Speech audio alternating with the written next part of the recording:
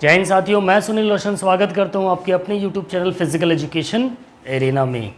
हमारी theory class चल रही है, स्पोर्ट्स ट्रेनिंग की क्लास हमारी रन कर। इसमें फर्स्ट पार्ट हमने कंप्लीट किया, जिसमें हमने स्पोर्ट्स ट्रेनिंग की कुछ स्पोर्ट्स ट्रेनिंग के अंदर जो मेथड्स होते हैं, उन मेथड्स में हमने तीन में से एक क्लियर किया था, है ना। आइसोटोनिक एक्सरसाइज को कायदे से अच्छे से समझ लिया था, और आज हम आइसोमेट्रिक और आइसोकाइनेटिक एक्सरसाइज के बारे में अच्छे से क्लियर करेंगे, ठीक है। जो भी दोस्त इस चैनल पर नए होंगे, चैनल को सब्सक्राइब करके बेल आइकन ज़रूर दबाइए, और साथ ही हमें सपोर्ट करने के लिए चैनल को ज्वाइन बटन सब्सक्राइब करके ज़रूर आइए, ठीक है। एक छोटा सा सपोर्ट होगा आपकी तरफ से। चलिए आइसोमेट्रिक एक्सरसाइज की बात करते हैं। आइसोमेट्रिक एक्सरसाइज ज़्यादा ही पतला हो गया कि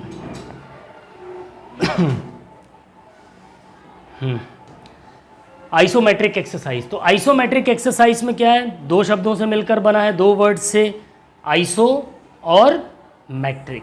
आइसो का मतलब कल भी बताया था, आइसो का मतलब क्या होता है, सेम यानी समान और मैट्रिक का मतलब होता है लंबाई यानी कि लेंथ, यानी एक समान लंबाई वाली जो गतिविधि होगी, जहाँ पर एक लंबाई कैसी होनी चाहिए, आइसोमेट्रिक की जो गतिविधियाँ होंगी, आइसोमेट्रिक कॉन्ट्रैक्शन के अंदर लंबाई कैसी होगी, हमेशा मसल्स की एक समान होगी। कैसी होगी, एक समान होगी, इसमें कोई परिवर्तन नहीं होता है। देख लेते हैं। Isometric exercise are those contracting exercises where the length of related muscles remains constant throughout the workout. Okay, isometric व्यायाम वे संकुचन व्यायाम है जहां उस व्यायाम से संबंधित जो मसल्स होती है, जो मांसपेशियां होती हैं, उनकी लंबाई पूरे वर्कआउट के दौरान बिल्कुल फिक्स रहती है, स्थिर रहती है। बिल्कुल क्या रहती है, फिक्स रहती है, स्थिर रहती है। ओके, क्लियर उतनी चीज। ओके, तो मैट्रिक व्यायाम के अंदर जितनी भी आप कोई उससे रिलेटेड एक्सरसाइज कर रहे हो, वर्कआउट कर रहे हो, तो उसमें जो आपकी मसल्स इंक्लूड होगी, उनकी वर्कआउट के दौरान उनकी लंबाई में कोई भी परिवर्तन नहीं होता। वो कैसी रहती हैं, स्थिर रहती हैं, ओके, कांस्टेंट रहती हैं। वही हम बात करें और इसमें, तो these exercise are involve the tension, ठीक है। इन एक्सरसाइज में क्या शामिल होता है, तनाव शामिल होता है। लंबाई में परिवर्तन नहीं होता, लेकिन तनाव शामिल होता है, ठीक है। टेंशन डेवलप होगा, but there can not be any change in length of related muscles. तनाव आएगा, टेंशन आएगी उस मसल के अंदर, बट उनकी लंबाई में कोई भी परिवर्तन नहीं होगा, ठीक है। ओके,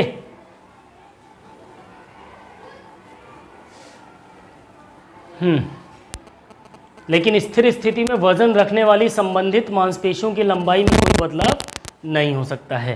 प्रतिरोध पर काबू पाए बिना किसी वस्तु के खिलाफ धक्का देना आइसोमेट्रिक व्यायाम के समान उदाहरण है, जैसे हम दीवार में धक्का दे रहे हैं। एक नॉर्मल एग्जांपल, ओके, आ जाओ। कुछ एग्जांपल्स हैं, कुछ एक्सरसाइज हैं।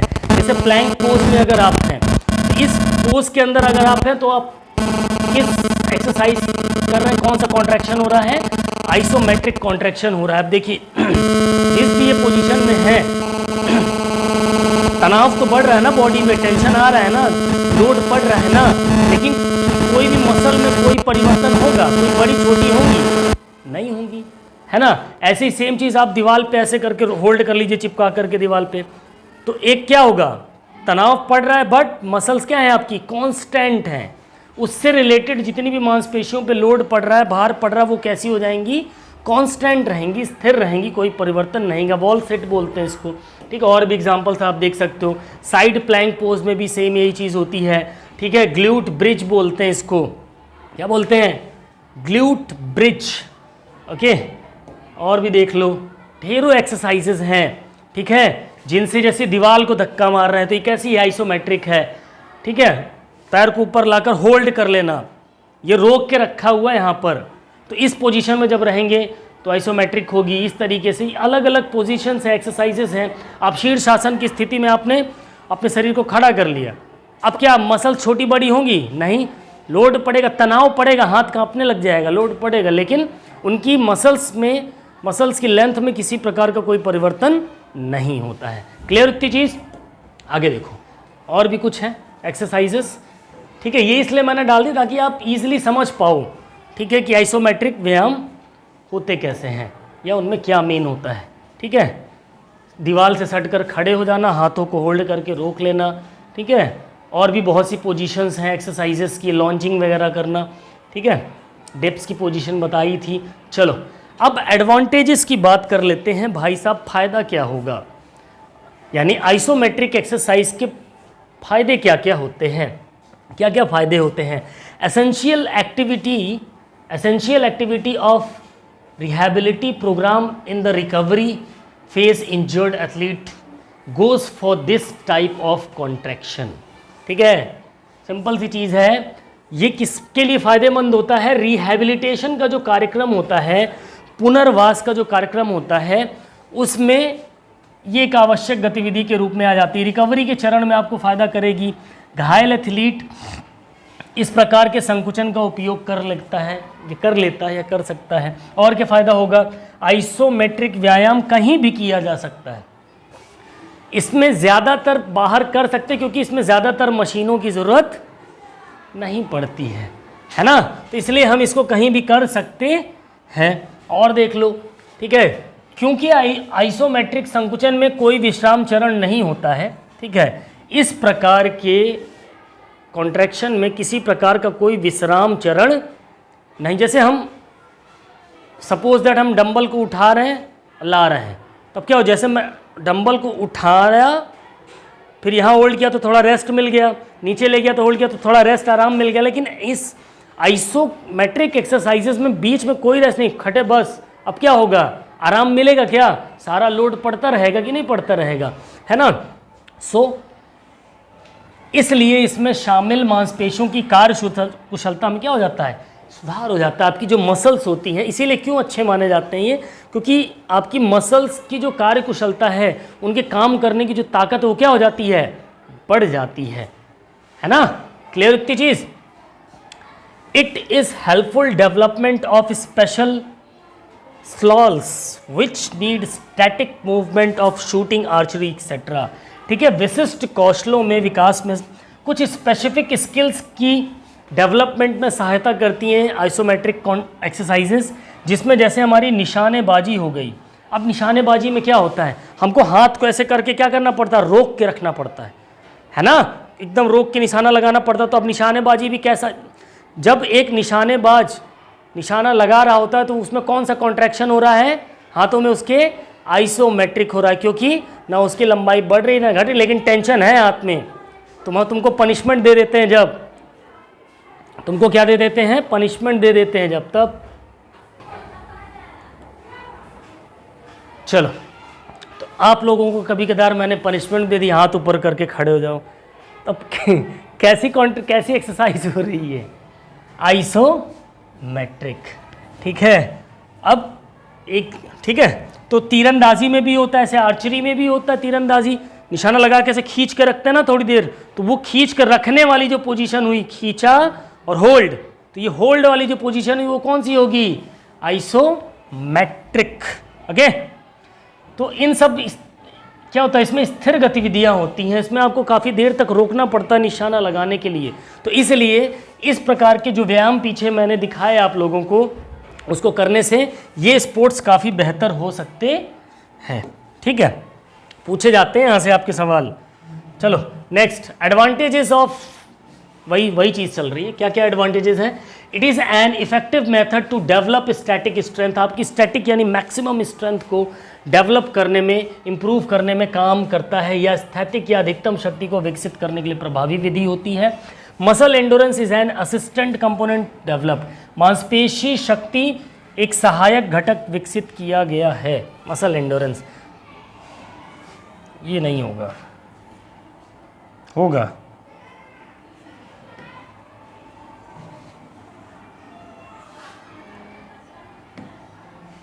चलो इसको देख लेंगे। Next, isometric exercises can not be the part of daily training. Okay, isometric जो एक्सरसाइजेस हैं वो आपकी डेली ट्रेनिंग प्रोग्राम का पार्ट नहीं हो सकती, ठीक है। इट कैन, अच्छा हाँ, अब हम आ गए किस पे, डिसएडवांटेजेस पे। अब इसकी नुकसान क्या है? नुकसान ये है कि भाई हमको फ़ायदा तो करती है, लेकिन आ जाइए, okay, isometric exercise can not be a part of daily training. पहला इसका नुकसान ये क्या है कि है तो बड़ी अच्छी, बट ये आपकी डेली ट्रेनिंग प्रोग्राम का हिस्सा नहीं हो सकती है। यही आपका क्या है, डिसएडवांटेज है इसका, ठीक है। आइसोमेट्रिक व्यायाम दैनिक प्रशिक्षण कार्यक्रम का हिस्सा नहीं हो सकती। इसे रुचि कम क्या होता है, क्यों नहीं हो सकती? क्योंकि आपका अगर डेली करवाएंगे ना वो एक्सरसाइज, दीवार में सट के खड़े रहो आधा घंटा 1 घंटा, तो क्या होगा, बोर हो जाता है इंसान, मन ही नहीं लगेगा करने में। समझ में आया? इसलिए ये आपके डेली रूटीन वाले पार्ट में नहीं हो सकती है। तनाव की शीघ्रता से मुक्त होना, जब आप टेंशन से तुरंत मुक्त हो जाएं, तनाव से, ठीक है, तनाव से तुरंत मुक्त हो जाएं टेंशन से, तो क्या होगा, इससे आपको चोट लगने की संभावना बढ़ जाती है। चोट लगने की संभावना बढ़ जाती है। क्लियर हुआ? तो ठीक है, यानी जब जल्दी से तनाव, इससे क्या होता है, जब आइसोमेट्रिक एक्सरसाइजेस होती हैं उनको जब आप करते हो तो आपका स्ट्रेस जो होता है, तनाव जो होता है, सॉरी स्ट्रेस वाला तनाव नहीं, टेंशन वाला तनाव से जल्दी ही निकल जाते हैं। थोड़ी जब होल्ड करके रखो, जैसे छोड़ के लगेगा अरे बाप रे कितना आराम मिल गया, है ना। तो क्या होता है, इससे चोट का कारण बन सकता है। वो जो आपके जॉइंट्स होंगे ना शरीर के, उनमें असर पड़ता है इनसे। ओके, नेक्स्ट, और क्या डिसएडवांटेज है? During isometric contraction blood pressure raises, this में lead to serious consequences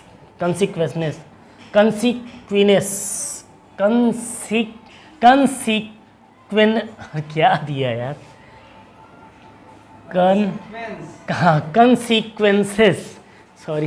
consequences. Isometric संकुचन के दौरान रक्तचाप आपका क्या हो जाता है, बढ़ जाता है। एक डिसएडवांटेज है जिसके कारण गंभीर हो सकते हैं भाई, हैमरेज हो सकता है, आपको नाक से ब्लड भी आ सकता है, ठीक है। Athletes of major games do not prefer to put much contraction on isometric exercise. प्रमुख खेलों के खिलाड़ी, जो एक स्पेसिफिक गेम के खिलाड़ी, जैसे कोई हॉकी का प्लेयर है, कोई क्रिकेट का प्लेयर है, कोई बैडमिंटन का प्लेयर है, तो वो आइसोमेट्रिक एक्सरसाइजेस को कम प्रीफर करते हैं, ठीक है। ओके, आइसोमेट्रिक व्यायाम पर ध्यान देना ज़्यादा पसंद नहीं करते हैं। नेक्स्ट की बात करेंगे हम आइसोकाइनेटिक।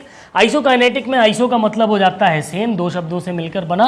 काइनेटिक का मतलब होता है मोशन, यानी कि गति। यानी कि ये कैसी कॉन्ट्रैक्शन, कैसी एक्सरसाइज है जिसमें समान गति वाली, यानी हमारी मांसपेशियों में कैसी गति होगी, समान गति होगी, तो वो कौन सी कॉन्ट्रैक्शन हो जाएगी, आइसोकाइनेटिक कॉन्ट्रैक्शन हो जाएगी, ठीक है। नेक्स्ट, आइसोकाइनेटिक कॉन्ट्रैक्शन की बात करें तो इसमें व्यायाम के संकुचनात्मक व्यायाम है। ये एक प्रकार का कैसा कॉन्ट्रैक्चुअल है, हाँ, संकुचनात्मक व्यायाम है जो फ्लेक्सर में तनाव पैदा करते हैं। आपकी फ्लेक्सर मसल्स में क्या लाते हैं, टेंशन लाने का काम करते हैं, तनाव पैदा करते हैं, जो पूरी आंदोलन के दौरान, जो पूरा आंदोलन होगा, आप जो मूवमेंट करोगे उसके दौरान क्या होती है, तनाव पैदा कर देते हैं। ओके, और इन अभ्यासों में अधिकतम संकुचन गति की पूरी सीमा में होता है। तो कोई इसमें ये बेसिकली आपकी ना मशीनों से होता है। किससे होता है, मशीनों से। जैसे आप साइकिलिंग वाली मशीन देखिए ना, जिसमें बैठ जाते हैं, साइकिल चलाते रहते हैं, है ना। और भी बहुत सी मशीनें होती हैं इसमें। तो आइसोकाइनेटिक में जोड़ों की गति शामिल होती है। एक चीज़ ध्यान रखना, जॉइंट्स की मूवमेंट होती है। आइसोकाइनेटिक कॉन्ट्रैक्शन में किसकी मूवमेंट होती है, जॉइंट्स की मूवमेंट होती है। इसीलिए ये प्रकृति में गतिशील होती है, इसमें मूवमेंट होती रहती है हमेशा। लेकिन इन्हें करने के लिए उन्नत और विशेष मशीनों, उपकरण, जैसे मल्टी जिम क्या होती है, उसमें साइक पैडल भी लगी होगी, उसमें एक्सरसाइज करने वाला भी होगा, ढेर सारी हो जाती हैं, ठीक है, आदि की आवश्यकता पड़ती है। एडवांटेजेस की बात कर लें हम, कुछ एग्जाम्पल है। सबसे बेस्ट एग्जाम्पल है स्विमिंग के अंदर आपका जो ब्रेस्ट स्ट्रोक होता है, ठीक है, देखो एक बटरफ्लाई स्ट्रोक होता है, एक बैक स्ट्रोक होता है, एक ब्रेस्ट स्ट्रोक होता है ना, सीने के पास से हाथ को ऐसे करके लोग तैरते हैं ना, ऐसे देखा होगा तुम लोग, बहुत लोग ऐसे तैरते हैं, देखो कुछ ऐसे, ये देखो, ठीक है, ऐसी पोजीशन में हाथ आ जाते हैं इनके, ठीक है। तो एग्जाम्पल यहाँ से भी आप ध्यान रखिएगा, एक बेहतरीन एग्जाम्पल है। एडवांटेजेस, फ़ायदे क्या होंगे इसके, कि इसमें जितनी भी मांसपेशियाँ शामिल होंगी इस प्रकार की एक्सरसाइज में, उनका बहुत ही तेज़ी से क्या होता है, विकास होता है, डेवलपमेंट होता है, ठीक है। और क्या फ़ायदा होगा कि आइसोकाइनेटिक व्यायाम फ्लेक्सर मांसपेशी और एक्सटेंसर मांसपेशी को एक साथ विकसित करते हैं। सबसे बढ़िया बात कि आपकी जो फ्लेक्सर और एक्सटेंसर मसल होगी उनको एक साथ डेवलप करने का काम करती है ये आइसोकाइनेटिक एक्सरसाइजेस। ओके, फिर है आइसोमेट्रिक या आइसोटोनिक की तुलना में इसमें कम प्रयास की ज़रूरत होती है, यानी इसमें हमें ज़्यादा मेहनत करने की ज़रूरत नहीं होती है इन दोनों की अपेक्षा। या तैराकी, देखो कहाँ कहाँ एग्जाम्पल है, यहाँ से सवाल आते हैं, स्विमिंग में, साइकिलिंग में, ठीक है। इस प्रकार के जो खेल कौशल होते हैं उनके विकास में क्या करती है, इस प्रकार की एक्सरसाइजेस डेवलपमेंट करती हैं आपकी मसल्स को। मांसपेशी, सहन शक्ति और गति विकसित होने वाले कुछ सहायक घटक हैं।